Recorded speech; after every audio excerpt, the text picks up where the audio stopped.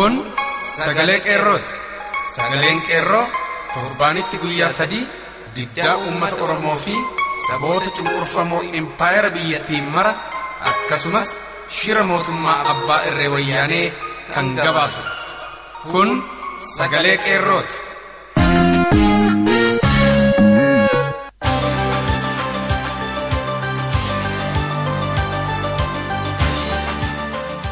Amajjishan bara 2015 akkam jirtu dhaggeeffattoota keenya jaallatamuuf kabajamu barri haaraan kunoo foolii bilisummaa qabatee nuuf dhufee jira. Guutuu addunyaa irratti Oromoon mara garaagarummaa tokko malee xiqqaa guddaan keenya guyyaa gootichi waraana bilisummaa Oromoo diina halagaa qe'ee fi biyya abbaa keenya Oromiyaa dhaalee saba keenya Oromoo abbaa biyyaa gabroonfatee diinagdee fi dhiiga uummata keenyaa xuuxaa eenyummaa Oromummaa keenyaa sabree jiru rukutee bilisummaa Oromoo fi walabummaa Oromiyaa mirkaneessuuf itti hundaa'e kabajataa jirra. Dhaggeeffattoota sagalee qeerroo ammas irra deebinee baga ittiin isin ga'e jenna. An tokkicha murteessaati amma kallattiin gara oduu har'aatti ceena. Fincilli barattootaa yuunivarsiitii Walqixxee keessatti daran jabaatee itti fufuun dhagahameera. Barattoonni kun aggaammii diinii irratti fudhatu balaaleffachuun kan eegalan yoo ta'u yeroo ammaa immoo gara fincila diddaa garbummaatti geeddaruun abbaan biyyummaa Oromoo haa mirkanaa'u biyya keenya dabarsine hillaannu siidaan Minilik magaala guddoo Oromiyaa Finfinnee irraa nuufaa buqqa'u kan jedhanii fi kan kana fakkaatan qabatanii ka'aniiru. Fincilli diddaa gabrummaa kun gara yuunivarsiitiilee kaawwan Oromiyaa keessatti argaman maratti babal'ataa akka jirus addaateera. Yuunivarsiitiileen Jimmaa, Mattuu, Wallaggaa, Madda Walaabuu fi Dirree Dawaanis gaaffii wal fakkaatu kaasaa jiraachuun ifa ta'eera. Guyyaan waraana bilisummaa Oromoo bakkoota garaagaraa golee Oromiyaa keessatti bifa ho'aa ta'een itti fufee kabajamaa jiraachuun addaateera. Haaluma kanaan hojjettoonni warshaa sukkaara fincaa'aa akka gaariitti kabajachuun isaanii gabaafameera. Bifuma wal fakkaatuun hawaasaatti lammiileen Oromoo walitti dhufuun guyyaa waraana bilisummaa Oromoo kan kabajan yoo ta'u lammiileen Sidaamaa Oromoo waliin ta'uun kabajuun deeggarsa qabsoo Oromoof qaban kan agarsiisan ta'uun ta'ee adda ta'ee isa taasiseera. Sagaleen qeerroo guyyaa hundeeffama waggaa tokkoffaa isaa fi guyyaa waraana bilisummaa Oromoo bifa ho'aa ta'een kabajatee ooleera. Dhimma kana ilaalchisee Jaal Hariiroo Joorgoo gabaasa waliigalaa qaba. Qophiin addaa keenya har'aas kanuma irratti xiyyeeffata. Gama isaattiin isin dabarsaa Jaal Hariiroo Joorgoo.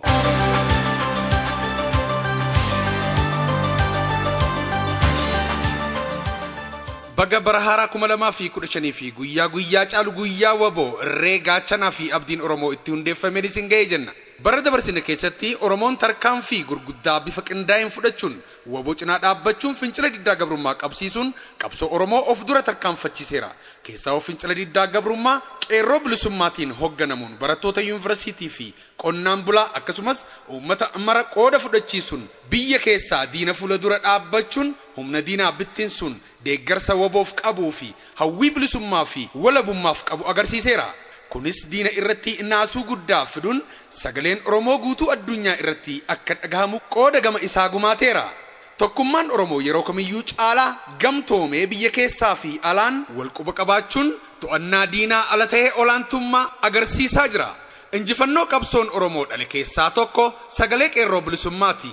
Sagaleen qeerroo amajjii 3 bara 2014 hundeeffame kuna guyyaa hundeeffama isaa waggaa tokkoffaa guyyaa waboo waliin kabajatee ooleera.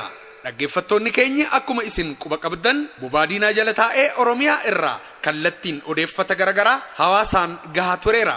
Oduuwwan sissi'oo gochaa fi shira diinaa saaxiluun wixinee diinaa fashaleessuun sochii OPDO fi waraana wayyaanee keessa jiru hordofuun ifa baasaa tureera. Hojjettoota Oromiyaa keessa jiran ijaarrachuun odeeffata hojiiwwan mana hojii mootummaa wayyaanee keessa jiru dursanii irra gahuun akka diinaa hin tolletti qindeessaa tureera. Sochii paartilee siyaasaa hordofuun hawaasaa quba qabaachisaa tureera.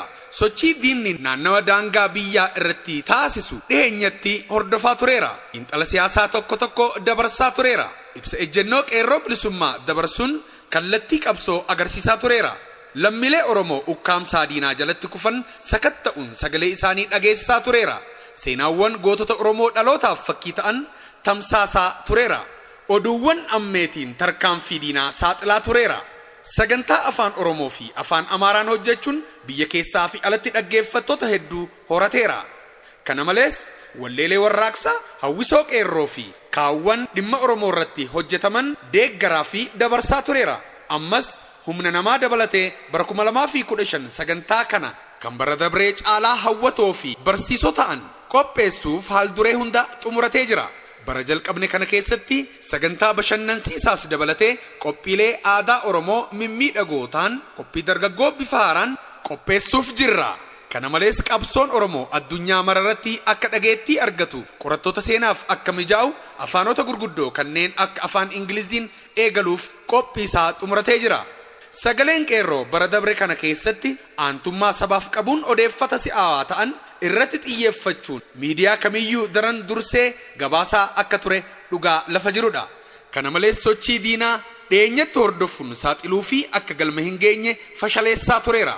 Bara haarawaa jalqabne kanattis daran hojjechuuf kutannoon ka'eera. Kanaafuu hawaasni keenya keessaa fi alatti argamtan akkuma armaan duraatti nu cinaa dhaabbachuun irree keenya daran gamteeffannee diina irratti aggaammachuun injifannoo boonsaa galmeessinee humna diinaa haa burkuteessinu jenna. Ammas irra deebi'uun baga bara haaraa fi guyyaa waboon isin ga'e jecha barri dhufu bara injifannoo olaanaa akka sabaatti galmeessinu akka nuuf ta'u hawwina. Ciminaanis waliin hojjenna. Sagalee qeerroo. Dannaaboo yagadaalubaa hoobaaboo. Hoobaaboo. Dannaaboo yagadaalubaa hoobaaboo. Hoobaaboo.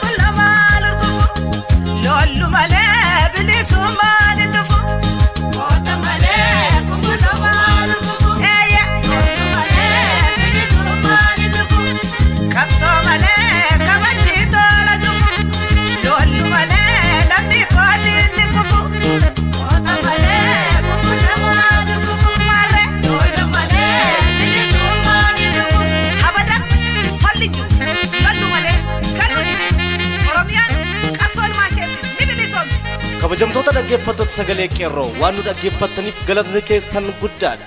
Qophiin keenya har'aa kanumaan raawwata. Sagantaa itti aanutti hanga wal agarrutti nagaan nuuf tura. Injifannoo uummata Oromoof gadaan bilisummaa.